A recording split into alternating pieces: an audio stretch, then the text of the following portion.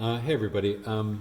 This is the video where I'm going to demonstrate how to do rubbings and give you a few just tips and techniques about collecting different textures and different values. In a sense, this is a very simple assignment, and hopefully it's, or at least this part of it is simple, and hopefully it's a little bit fun too. But there's some things to keep in mind while you're doing it. So I have a range of different pencils here. And then a couple of different types of charcoal. So you can do the whole assignment with graphite by itself.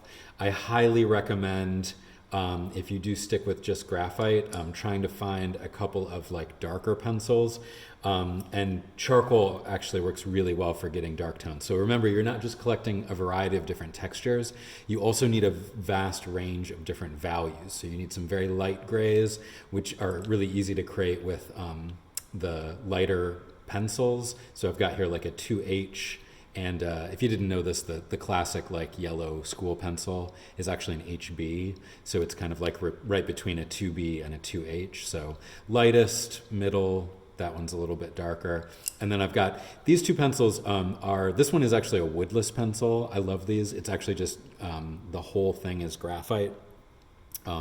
All the way through. It's got basically like a coating on the outside to keep your fingers from getting dirty, but you can see the whole edge of it is graphite there. It's great for drawing, but it's also really good for doing frottage, or rubbings, which is what we're doing. And then an ebony pencil, which is they're very dark. This one is a 6B, by the way, which is quite dark. And then two kinds of charcoal that I have here. This is like an extra soft General's charcoal pencil.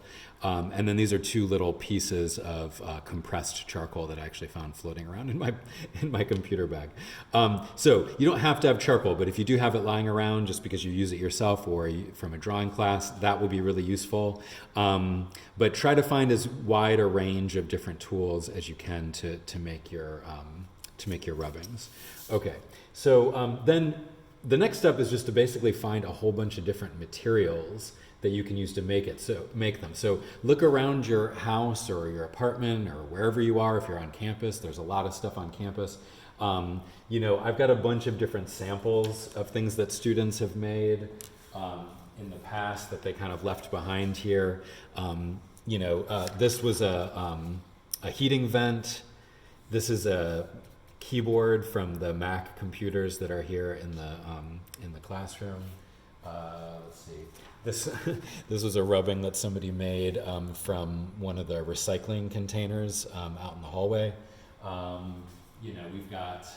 There's leaves, and some of these were taken from like the walls. The walls here are like, there's at least 5 or 6 different like wall surfaces. So this one was one of the like Hemosote panels that we use push pins in. So one of those soft panels, obviously leaves from outside. And so with just this range, I don't even remember what this was. I had students go out and do rubbings off of their the tire treads from their car.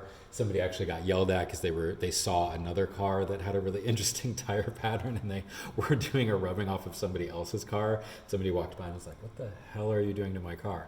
So, but there's a range of things available, and hopefully just looking at this little selection that I have here, you can see that we've got a range of patterns. Some are much looser, some are tighter, some are more open, some have closer repeated patterns, but it's not just a variation of patterns. We're getting a variation of different values, right? So you can see that some students at least labeled theirs like what their value was. So this one says 4 on it, so that was their 4. So what you want is a range of values from like from 1 to 10. So from very light gray up until very dark tones. Let me see if here's a nice dark one right there. So that could be like an 8 or a 9, probably a 9. Something like this is probably about a 5, a 4, maybe a 3 here. You can put them side by side and sort of do comparisons. After you've built up like an archive of different textures, you can sort of compare them, and maybe what you thought was a 6 because you thought it was really dark, you realize, oh, actually I've got stuff that's much darker than that. So you can always relabel them. What I'd like you to do eventually is for each, here it says a tree stump. Oh, that was a tree stump. That's an interesting pattern. So what I'd like you to do is label them with just make a little note of like what the rubbing was of. So this one was a recycling bin, so that should say recycling bin. What medium you used, so this was graphite. And then what your value is. So in this case, it's a 4, so like a middle, low range, like a kind of middle value.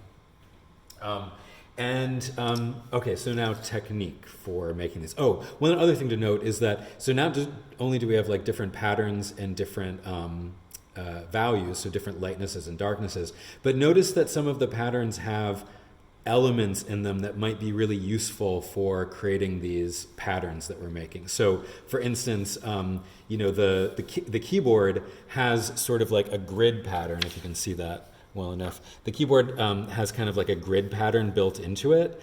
And so this would be really nice for cutting up and using for sections of the grid, because it sort of bisects the grid even more. It subdivides it into smaller areas.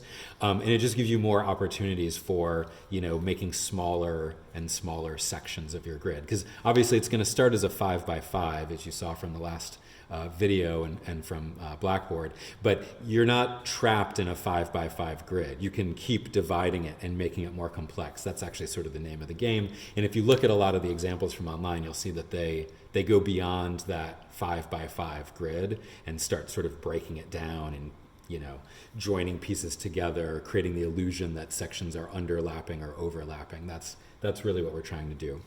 Okay, so let me get these out of the way and just show you.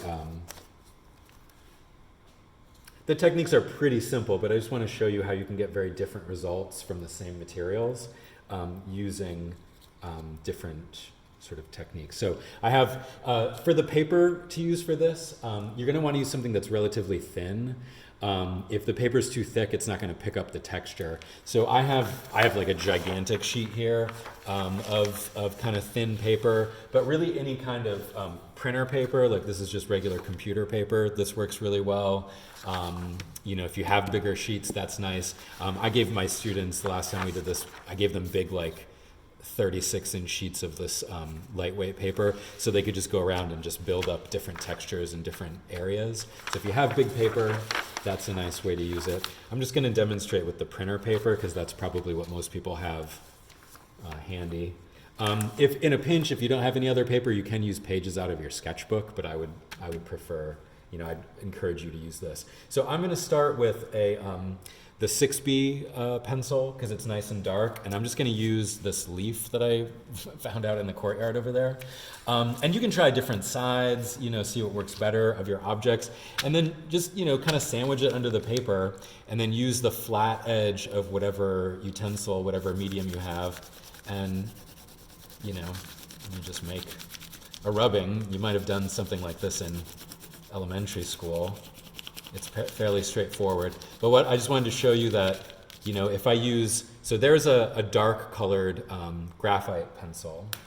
And then, so I don't know, value-wise, that might be like a 3 or a 4, somewhere around there. And then if I move over here and I use a much lighter pencil, like let me find, so 2H is sort of the lightest pencil that I have here, and I go over the same leaf, obviously it's the same object, but notice that the pattern is much less defined,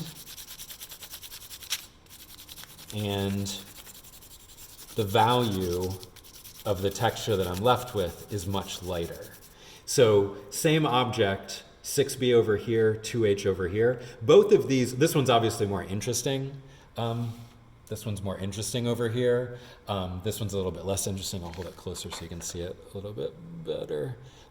Yeah, so this is more interesting, but both of these are usable. You can do different things with this than you can with this.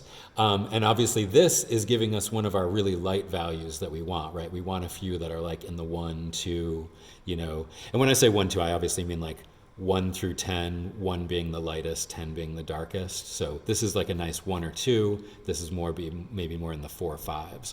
So you're also perfectly allowed to, like let's say you like this pattern, but it's not complicated, it's not dark enough. So originally it was this way. So just turn the paper another direction and grab my pencil and I'll go over it again and it'll start overlapping the pattern. And it gets kind of, obviously it gets darker every time I go over it, but the pattern also gets more complex. So now the pattern is starting to overlap, it's starting to move in different directions. Note that this vein and the stem going down the leaf, when the rubbing goes across there, it creates this line across there. So you can use those lines, those patterns in your design. In fact, you should use them, right? Think about this as not only a texture and a pattern, but also that contains elements of line. Where'd it go? The keyboard contains shape, right? It contains squares. This is one that I made a few minutes ago out of like a mesh bag. So that one has like a grid pattern built into it. So you can use all the shapes. In fact, I've had students like go out here in the classroom. You can't see them, of course, but there's a cement floor and there are these long cracks that run along the cement floor. So I had students make like, do rubbings of like 4-foot sections of the crack so that they had like a long fissure, like a long cracked cement pattern. And then they could cut that up in different places and arrange it. Think about if you had a long line that went across the page, you cut it up and then you can arrange it in your, pattern, right? In your, your quilt pattern, right?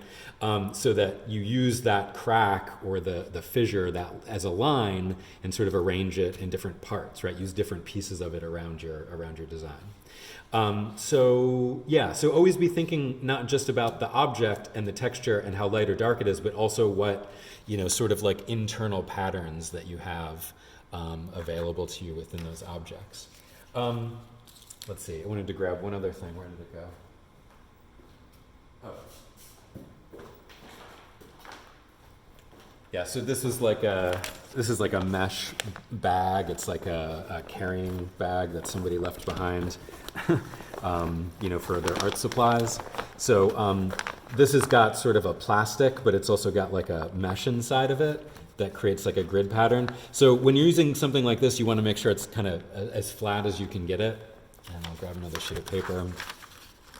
And let me get a medium pencil, like a 2B for this one.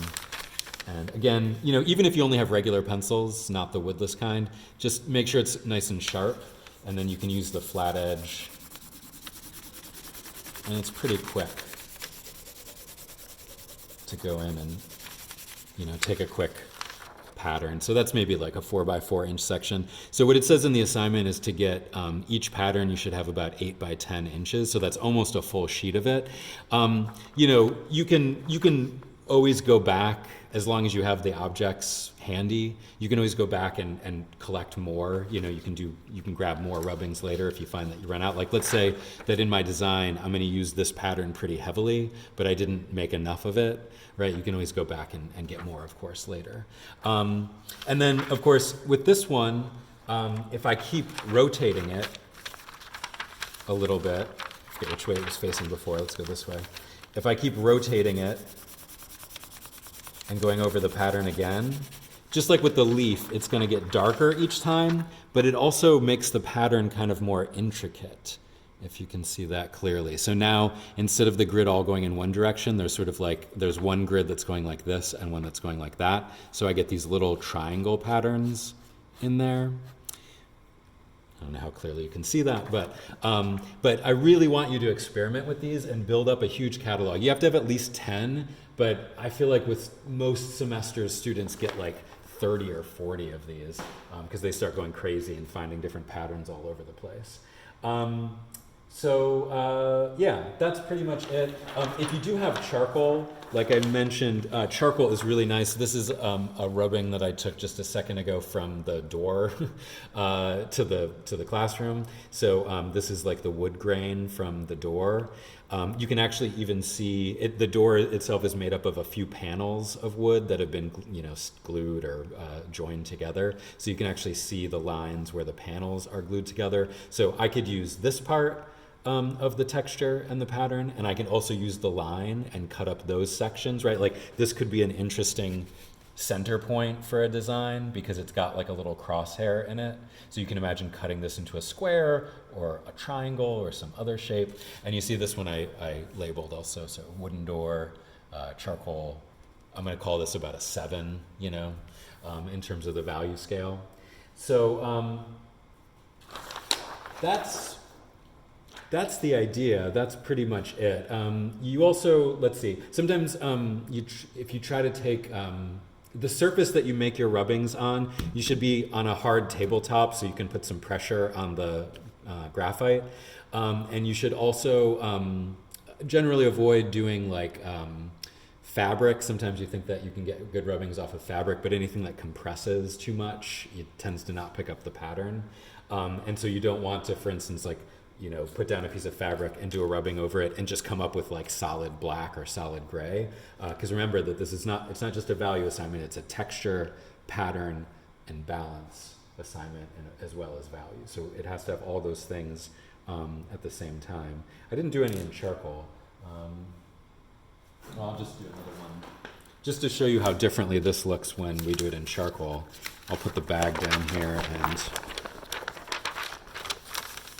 do a quick. So let's say I like this pattern, but I want to use it in a darker value.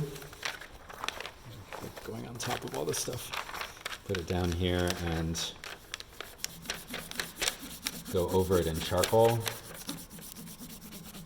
And so now I've got, right, and not only does the pattern look different because this charcoal is softer, and so it sort of sinks into the cracks of the mesh a little bit more when I'm pushing down on it, but also obviously this is a much darker value. So again, if this is maybe like a 5, this is like a 7 or maybe an 8, almost all the way up to an 8. Charcoal makes it much easier, as you can see, to get the darker values that you need. And a good project, a successful project, will go all the way up to like a 9 or a 10 in terms of the darkest value. It's hard to get a 10 because that would just be solid black. But that's the idea. I found, other things. You can really use anything. You can use walls that are around you, the floor, go outside, gravel, cement, pavement, plants. I was going to say animals. Try not to use animals for this. Plants that you find outside, dried leaves, really anything that has a texture and is like firm enough to make your rubbings. So just remember, this is the first part of the assignment that's due, and that's going to be move this stuff out of the way. That's going to be, once you have your all your rubbings, your different textures and values, lay them out. Make sure that they're labeled with what they are and what the value is, and then just take a picture or maybe a couple pictures so that I can see some of the details in them. So take pictures of these with the labels and upload them to the Google Drive, and if I remember correctly, that's due on Friday. So just like before, if you have any questions, let me know via email, and good luck. Have fun.